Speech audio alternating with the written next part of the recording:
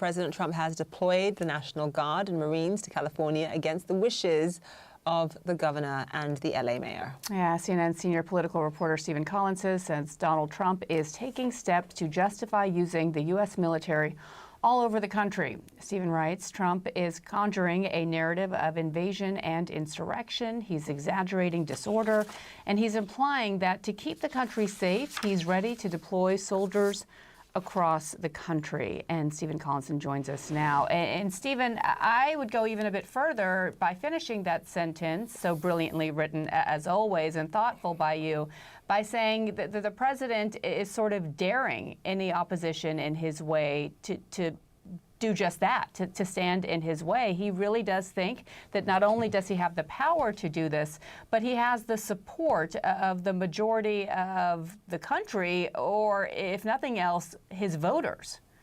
Yes, I think that's right. And it is very, I think, it fits with Trump's instincts. He likes to show force. He wants to use every accoutrement of the presidency to establish his dominance. And in this case, what he's done is he's exaggerated the crisis in Los Angeles, which is quite well contained within a few city blocks. Well, more now on that breaking news out of Austria. After a shooting at a high school in the city of Graz, a shooter opened fire at around 10 a.m. local time. Police say the suspected perpetrator, a 21-year-old Austrian national, acted alone. And I want to warn you that the video that we are about to play is disturbing. In it, you can hear screams as those shots ring out.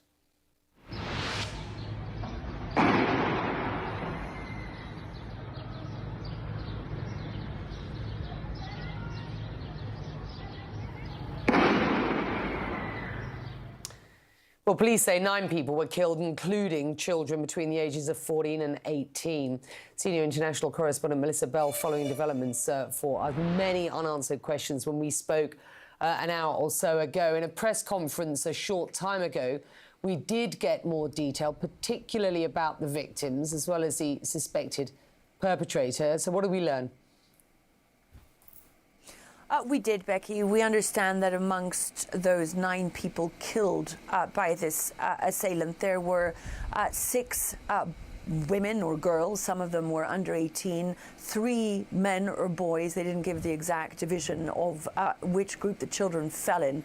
We just understand that some of those killed were between 14 and 18. This was, of course, a high school, Becky, where this gunman went on the rampage this morning. We also learned that press conference that he was a 21-year-old former student, although none of those who spoke would speculate about what his motives might have been. We do understand he was armed with both a rifle and a handgun, and not only killed those 9 that I speak of, but also wounded 12 other students. So this was a very violent attack that saw a great deal of casualties. We did learn from a policeman earlier a bit more about how events had unfolded this morning. Yes, in the morning hours, around 10 a.m., we received a call that several shots had been heard in Berg 3 Schützengasse.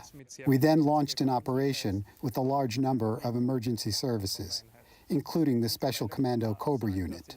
We can now say that we have secured the situation, i.e., there is no further danger to the population, but there are several casualties. The pupils who were still in the building have been evacuated by us and have been accommodated and looked after in a nearby area. Another important piece of information is that a collection point has been set up in the ASCO Stadion in Eggenberg in Graz for the parents of the pupils, where a crisis intervention team is also on site to look after the parents. This is, of course, an extremely shocking mass casualty event, as any school shooting is. But remember, Becky, that here in Europe, they are relatively rare. In Austria, the figures going back to 2021 are 0.1 firearm deaths for every 100,000 people. That is 4.5 for every 100,000 people in the United States. So there's a big difference in how often these kinds of firearm deaths come about, mass casualty events as well, and in schools particularly. Becky. It is worth noting, though, that Austria has, by European standards, a relatively high proportion of firearms holders, 30 out of every 100 people. That's pretty high by European standards. Still, this event will have been extremely shocking, not just for the scale, the number of deaths, but of course for the fact that these are extremely rare events here on the European continent, Becky. Journalist Miha Oreshnik with CNN affiliate N1 joining me now from the city of Graz. Can you just explain what we understand to be the latest from authorities there?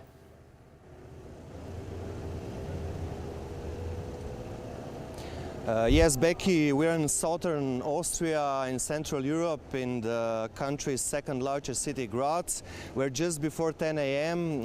Local time, a horrifying school shooting shook this quiet city to its core. Behind me is the high school where the attack unfolded. A 21-year-old former student, an Austrian citizen living here in the Graz area, entered the school armed with a rifle and a handgun and opened fire in 2 classrooms. Authorities have confirmed the tragic loss of 9 lives, 8 underage students and 1 teacher before the gunman turned the weapon on himself in a school restroom. 12 others have been injured and are being treated in nearby hospitals. Austria's chancellor, interior ministers and other top government officials have arrived in Graz as the country grapples with the aftermath of this devastating event. A 3-day mourning period has been declared and both Graz and the wider region remain in deep shock. So far, no motive has been disclosed. Interior Minister Gerhard Karner confirmed the shooter once attended this school but did not graduate.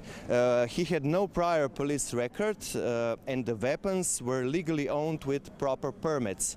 The school grounds remain heavily secured, as you may see, and of course by the police, with the area closed off, and the investigation is still ongoing.